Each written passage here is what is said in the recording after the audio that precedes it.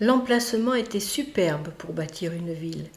Il n'y avait qu'à déblayer les bords du fleuve en abattant une partie de la forêt, de l'immense forêt vierge enracinée là depuis la naissance du monde. Alors, abritée tout autour par des collines boisées, la ville descendrait jusqu'au quai d'un port magnifique établi dans l'embouchure de la rivière Rouge, à 4 milles seulement de la mer. Dès que le gouvernement de Washington eut accordé la concession, charpentiers et bûcherons se mirent à l'œuvre, mais vous n'avez jamais vu une forêt pareille. Cramponnée au sol de toutes ses lianes, de toutes ses racines, quand on la battait par un bout, elle repoussait d'un autre, se rajeunissait de ses blessures, et chaque coup de hache faisait sortir des bourgeons verts. Les rues, les places de la ville à peine tracées étaient envahies par la végétation.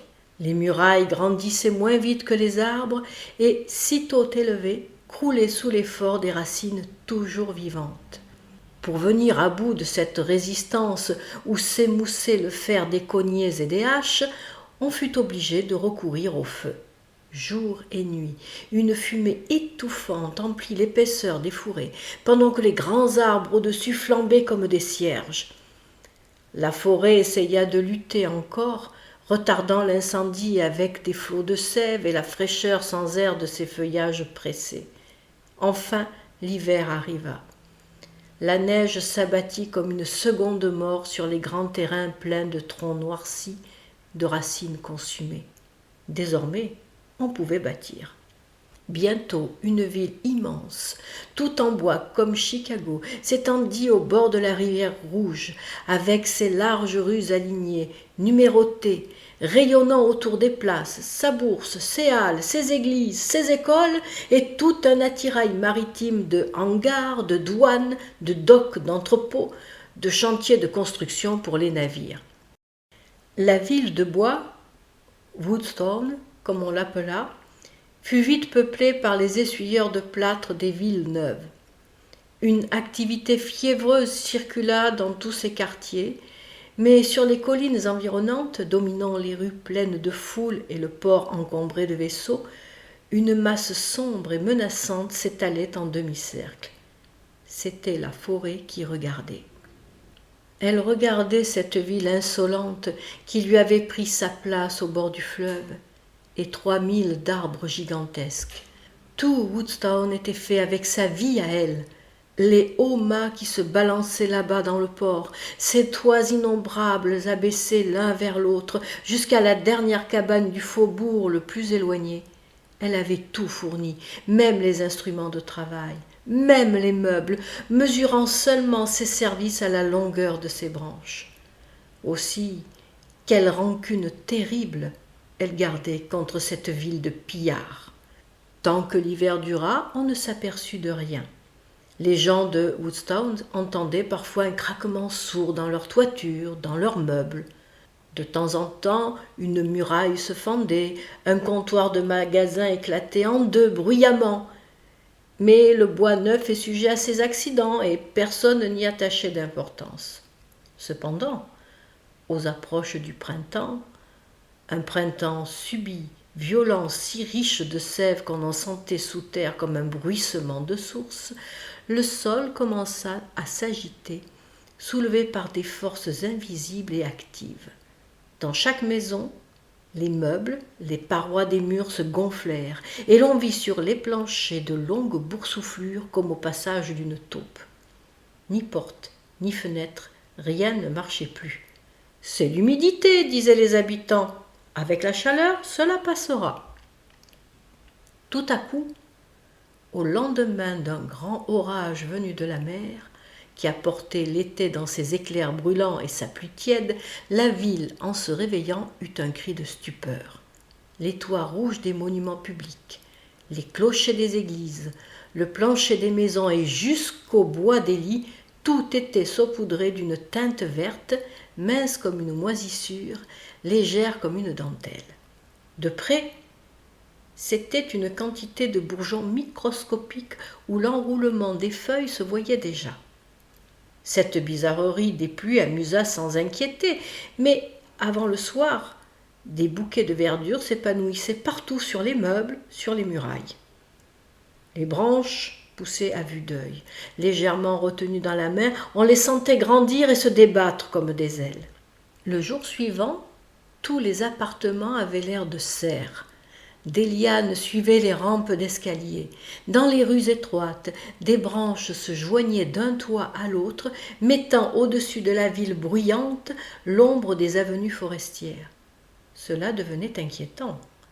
Pendant que les savants réunis délibéraient sur ce cas de végétation extraordinaire, la foule se pressait dehors pour voir les différents aspects du miracle. Les cris de surprise, la rumeur étonnée de tout ce peuple inactif donnaient de la solennité à cet étrange événement. Soudain, quelqu'un cria « Regardez donc la forêt !» Et l'on s'aperçut avec terreur que depuis 2 jours, le demi-cercle verdoyant s'était beaucoup rapproché. La forêt avait l'air de descendre vers la ville. Toute une avant-garde de ronces, de lianes s'allongeait jusqu'aux premières maisons des faubourgs. Alors, Woodstown commença à comprendre et à avoir peur. Évidemment, la forêt venait reconquérir sa place au bord du fleuve, et ses arbres, abattus, dispersés, transformés, se déprisonnaient pour aller au-devant d'elle. Comment résister à l'invasion ? Avec le feu, on risquait d'embraser la ville entière.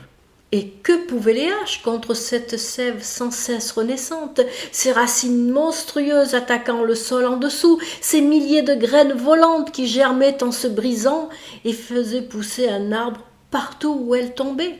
Pourtant, tout le monde se mit bravement à l'œuvre avec des faux, des herses, des cognets, et l'on fit un immense abatis de feuillage. Mais en vain. D'heure en heure, la confusion des forêts vierges, où l'entrelacement des lianes joint entre elles des pousses gigantesques, envahissait les rues de Woodstown. Déjà, les insectes, les reptiles faisaient irruption. Il y avait des nids dans tous les coins, et de grands coups d'ailes, et des masses de petits becs jaseurs. En une nuit, les greniers de la ville furent épuisés par toutes les couvées écloses. Puis, comme une ironie au milieu de ce désastre, des papillons de toute grandeur, de toute couleur, volaient sur les grappes fleuries, et les abeilles prévoyantes qui cherchent des abris sûrs au creux de ces arbres si vite poussés, installaient leurs rayons de miel comme une preuve de durée.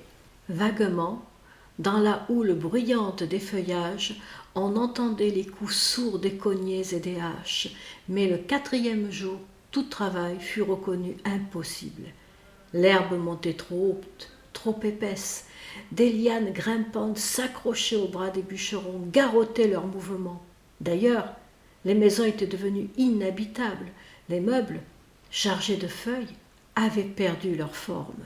Les plafonds s'effondraient, percés par la lance des yuccas, la longue épine des acajou, et à la place des toitures s'étalait le dôme immense des catalpas.